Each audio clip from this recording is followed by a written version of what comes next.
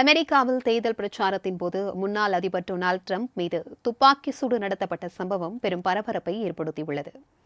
அமெரிக்க அதிபர் தேர்தல் நவம்பர் 5ஆம் தேதி நடைபெறவுள்ளது. இதில் முக்கிய கட்சிகளாக ஜனநாயக கட்சி மற்றும் குடியரசுக் கட்சி நேருக்கு நேர் மோத உள்ளன. ஜனநாயக கட்சி வேட்பாளராக தற்பொழுதைய அதிபர் ஜோ பைடன் களமிறங்குகிறார். இதேபோல் குடியரசுக் கட்சி வேட்பாளராக முன்னாள் அதிபர் டொனால்டு டிரம்ப் களமிறங்கியுள்ளார். தேர்தல் நெருங்கி வரும் நிலையில் இரு வேட்பாளர்களும் தீவிர பிரச்சாரம் மற்றும் வாக்கு சேகரிப்பில் ஈடுபட்டு வருகின்றனர். அந்த வகையில் பென்சில்வேனியா மாகாணம் பட்லர் நகரில் நடைபெற்ற பிரச்சார பொதுக்கூட்டத்தில் குடியரசுக் கட்சி அதிபர் வேட்பாளர் டொனால்டு டிரம்ப் பங்கேற்று பிரச்சாரத்தில் ஈடுபட்டார். பொதுக்கூட்டத்தில் டொனால்டு டிரம்ப் பேசிக் கொண்டிருந்த போது திடீரென கூட்டத்தில் இருந்த நபர் டிரம்பை குறிவைத்து துப்பாக்கி சூடு தாக்குதல் நடத்தினார்.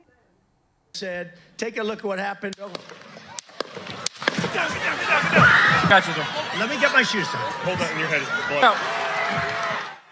Wait.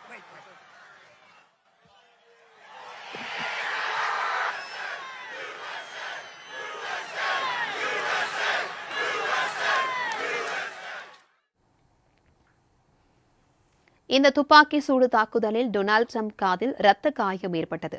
இந்த சம்பவத்தால் கூடியிருந்த மக்கள் பெரும் அதிர்ச்சியடைந்தனர். உடனடியாக பாதுகாப்பு பணியில் இருந்த அதிகாரிகள் டிரம்பை சுற்றி பாதுகாப்பு அரணாக மாறினர். இந்த துப்பாக்கி சூடு சம்பவத்தில் ஒருவர் உயிரிழந்தார்.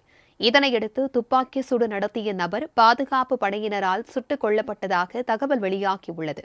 துப்பாக்கி சூட்டில் காயமடைந்த டொனால்டு டிரம்ப் அருகில் உள்ள மருத்துவமனையில் சிகிச்சைக்காக அனுமதிக்கப்பட்டிருக்கிறார். இந்நிலையில் டொனால்டு டிரம்ப் மீது நடத்தப்பட்ட துப்பாக்கி சூடு சம்பவத்திற்கு அமெரிக்க அதிபர் ஜோ பைடன் கடும் கண்டனம் தெரிவித்துள்ளார். இது தொடர்பாக அவர் தனது எக்ஸ் வலைதளத்தில் டிரம்பிற்காகவும் அவரது குடும்பத்தினருக்காகவும் பேரணியில் இருந்த அனைவருக்காகவும் பிரார்த்தனை செய்வதாக கூறியுள்ளார். அமெரிக்காவில் இதுபோன்ற வன்முறைகளுக்கு இடமில்லை என்றும் அதனை கண்டித்துள்ள ஜோ பைடன் ஒரே தேசமாக நாம் ஒன்றுபட வேண்டும் என்றும் தெரிவித்துள்ளார். டொனால்டு டிரம்ப் மீது துப்பாக்கி சூடு நடத்தப்பட்டதற்கு அமெரிக்க முன்னாள் அதிபர் பராக் ஒபாமா, டெஸ்லா நிறுவனர் எலன் மஸ்க் உள்ளிட்டோர் கண்டனம் தெரிவித்துள்ளனர். இதனிடையே டொனால்டு டிரம்ப் நலமாக இருப்பதாக அறிக்கை ஒன்றை வெளியிட்டுள்ளார். மேலும் தன்னை பாதுகாத்த சிறப்பு பாதுகாப்பு படை வீரர்களுக்கு நன்றி தெரிவித்த டிரம்ப் தனக்கு ஏதோ ஒன்று நடக்கப் போகிறது என்று முன்கூட்டியே உணர்ந்ததாக கூறியுள்ளார்.